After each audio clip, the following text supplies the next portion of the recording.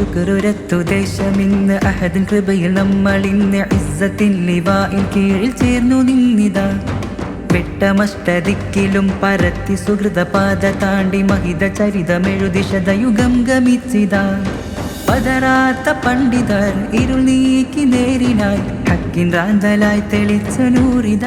ಈ ಸಂಘಟನೆ ಮೂಲಕ ನಾವು ಇಸ್ಲಾಮಿಕ್ ವಿಚಾರಧಾರೆಗಳನ್ನು ನಮ್ಮಲ್ಲಿಗೆ ಅಳವಡಿಸಿಕೊಂಡು ದೇಶದ ಕಾನೂನಿನೊಂದಿಗೆ ಯಾವ ರೀತಿ ಜೀವನ ನಡೆಸಬೇಕು ಅಂತ ಒಂದು ಕಲಿಸಿಕೊಟ್ಟದಿದ್ರೆ ಅದು ಇಂತಹ ಒಂದು ಸಂಘಟನೆ ಅಂತ ಹೇಳಲಿಕ್ಕೆ ನನಗೆ ಭಾರಿ ಖುಷಿ ಆಗ್ತಾ ಇದೆ.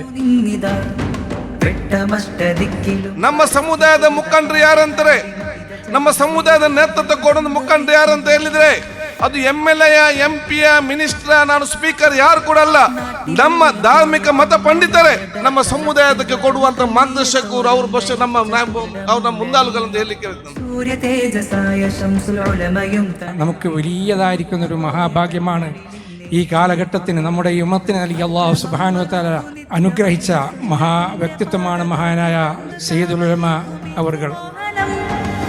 പിന്നെ ആയിരം ആളുകൾ നമ്മൾക്ക് വേണ്ടി ദുആ ചെയ്യുന്നവരുണ്ട്.